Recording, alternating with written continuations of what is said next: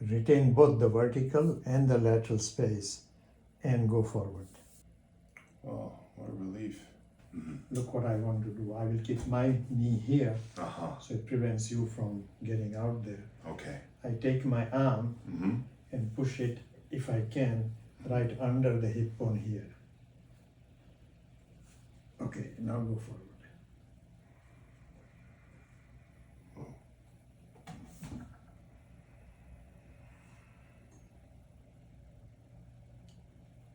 So that's the space you want. Wow. So if memory serves here, so it's 1 foot up. Yes. And so what I wanted to get some clearer understanding was the grounding of the femur, which was Push down at the pushing down here, giving it some time. top. As it relaxes, push a little more and lift the pelvis up.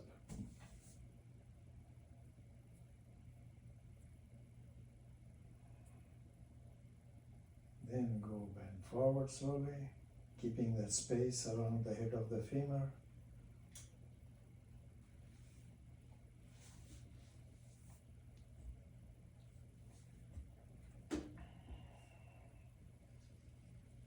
And take both hands down if you will. Keep creating that space even as you bend forward. Okay, and come on. When I see you do this, let me use this. Yes. When I see you do this, Mm-hmm. you seem to be dragging the spine up, which is correct to begin with. But have a more sense of as though you're releasing the tailbone towards the pubis, lumbar towards the navel. So your forward bend is not coming by stretching the back of the spine only, it's coming also by releasing the whole vertebral column forward. If you can see, I'll demonstrate the both. If I'm pulling the back of the spine, I'm doing this. Mm-hmm. If I release the tailbone forward, it's this.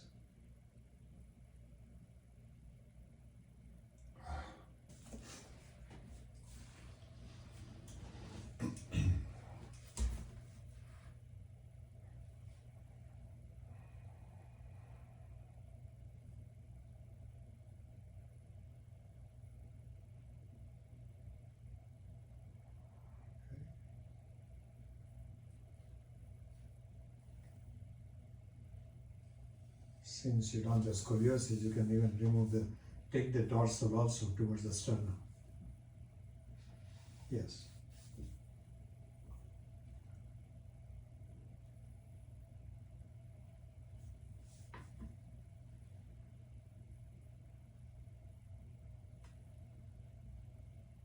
So while the back of the spine definitely stretches naturally, your sense is much more you're trying to push it forward, forward, forward, forward, forward.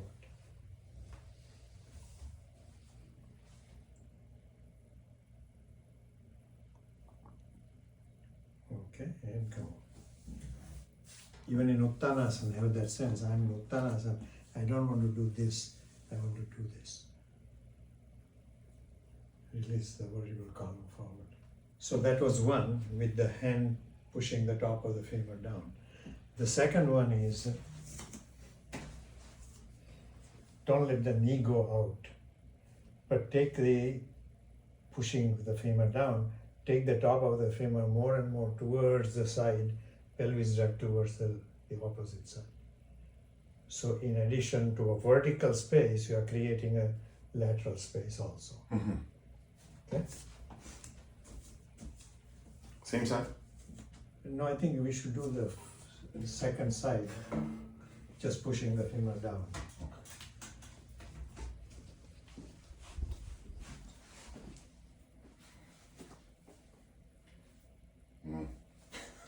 That finger doesn't like it.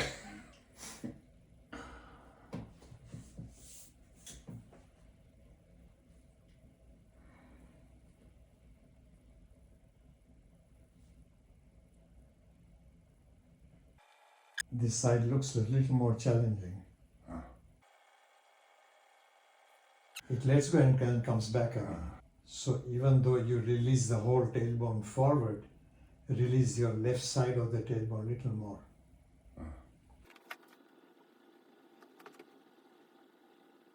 I think it'll get better after we do all the three ways. So we'll check it back again. Go ahead and bend forward.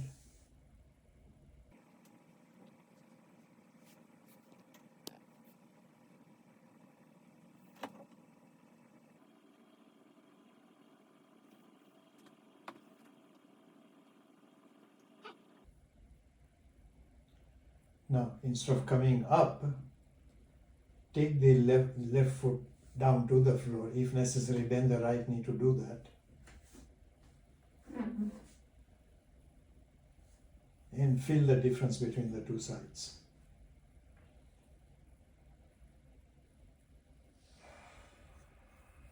And even here, as you bend forward, think of, although the back of the spine stretches naturally, think of releasing the whole vertebral column forward.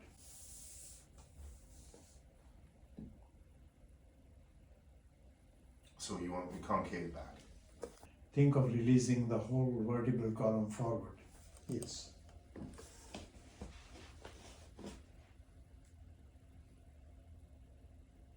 Some of that concavity goes away as you go more forward, but begin with that concavity, yes. Once the floating rib comes in contact with the thigh, that concavity will not stay. Okay, and come up. Put both hands on the chair and just do Uttanasana there, emphasizing that movement I'm talking about. So, keeping the legs straight, release the spine, yes, like that, forward.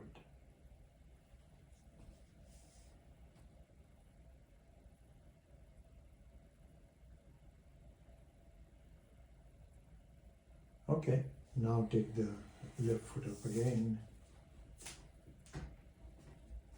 And in addition to pressing the femur down, take it sideways also.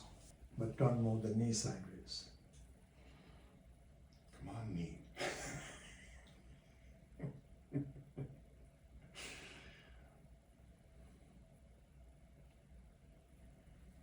So yes, to Okay, keep so- that vertical space and the lateral space. So the lateral space, would you recommend here? Yes. Or okay, so this hand. A little inside, yes. And it is pushing towards that wall while you drag the pelvis towards the opposite wall. And it is pushing towards that wall while you drag the pelvis towards the opposite wall. Oh. Yes.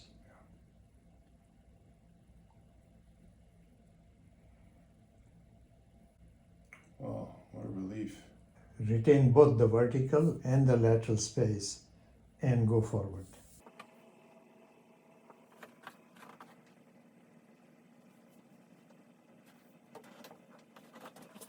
I brought a stick so I can beat you up. Thank you.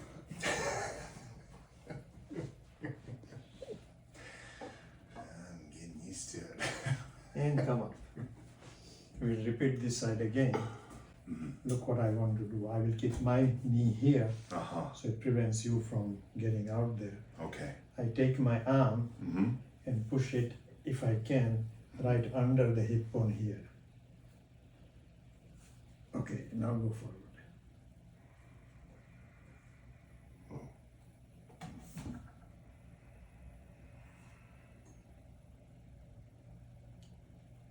So that's the space you want. Wow.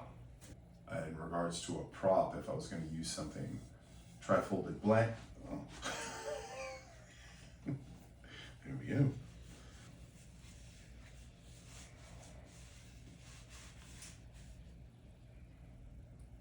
Yes. Slightly thicker stick might be better. Where is that on? Yeah, I think we have it. Andrea is being nice and has brought this. Okay.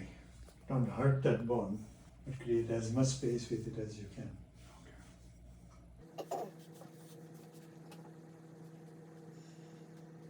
That looks fine as it improves, you'll be able to keep this much further back.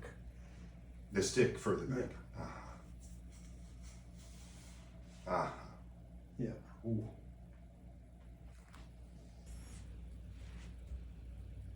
That looks good. It'll get better.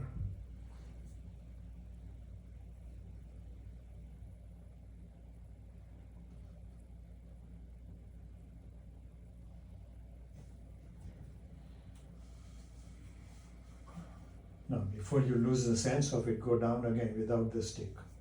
Pretend the stick is there. Drop the stick. Pretend it is there and create that space.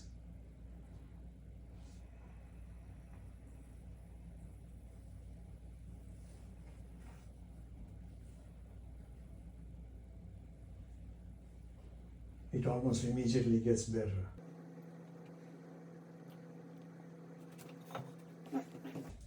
Retaining that space, bring the foot down, try not to come up. If necessary, bend the left knee.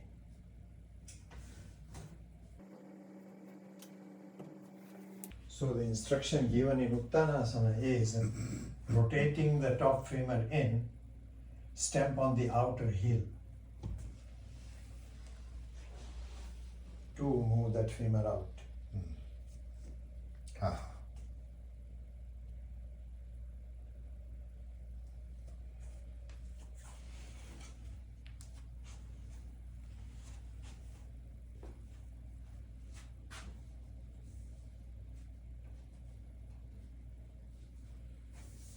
And to come up, you might feel a little dizzy.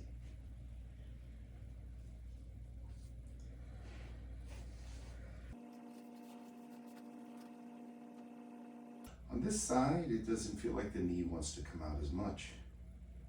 At least that it appears.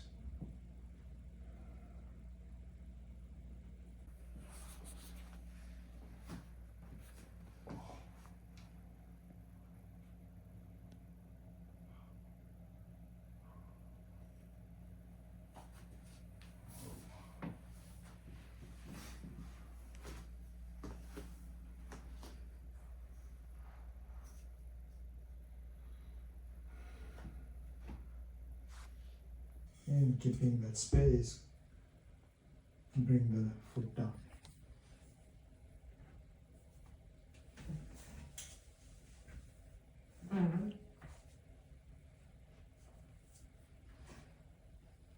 Around the head of the right side, you will lose some of that space. Left side, you should feel more open. But over a period, you can create the space on both sides. Rotating the thighs in, stamp on the outer heel. Okay, and come up. Take the thigh and rotate out. Okay. Initially, the skin moves much more. Then the flesh moves. Hold that for a little while so you can move the bone itself out. Okay. Combine all three actions. Push the femur down, out to the side, and rotate out.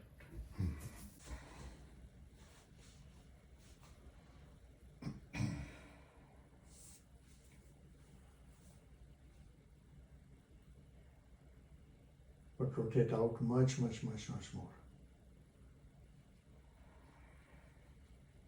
And the hip rolls in.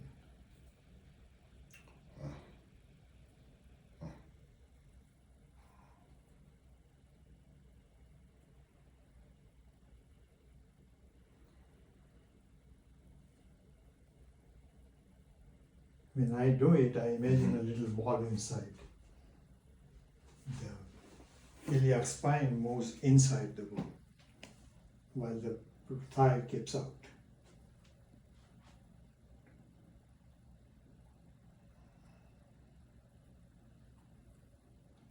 The vertical space we created, the lateral space, and this circular space, they really help each other. When you let go of the thigh, the flesh should kind of grip this and roll it in more. Ultimately, as you know, the thigh rotates in. But in the internal rotation of the thigh, if you can, both the hip bones get in, not out. internal rotation of the thigh is the correct instruction, but it should not be only to rotate the thigh. If you rotate the thigh in to help you untucking of the pelvis, but also to bring the two hip bones towards each other. Okay. The outer rotation, like I'm using a spring. So when I let go of the spring, it pulls it back in. So you rotate the thigh out initially. When you let go, it pulls the iliac spine in.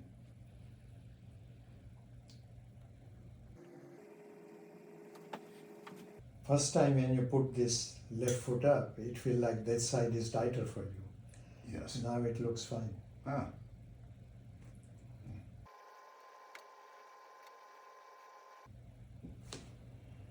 Left side of the femur coming out to the left is fine, but drag the whole pelvis towards the right. Moving the knees away from each other, push the top femurs away from each other. So you're combining all three actions. Even wriggle side to side a little. Try and place your iliac spine as much inside the thigh as you can before you let go. And then bring the feet slowly towards each other.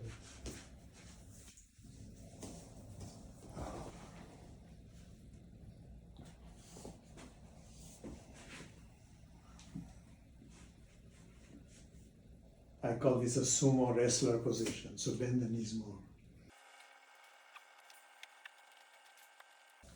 Come on, do the same thing. Here. Yeah, you can still be on the mat if you want.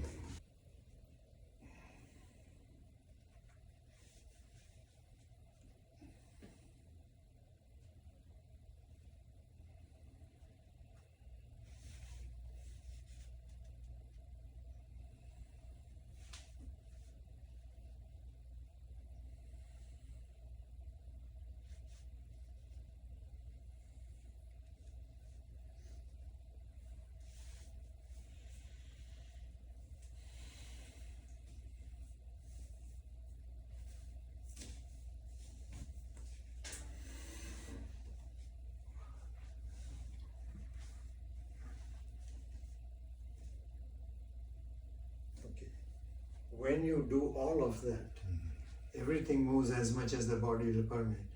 But there is this upper attachment of the femur, of the hamstring, that doesn't quite release. So for that, either you have to do it yourself with your hand, or I can help you like this. And lift that up and widen.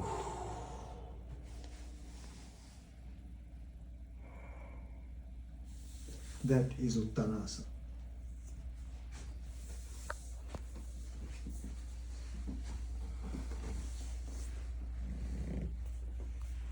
Here the tailbone really feels like completely falling towards the pubis.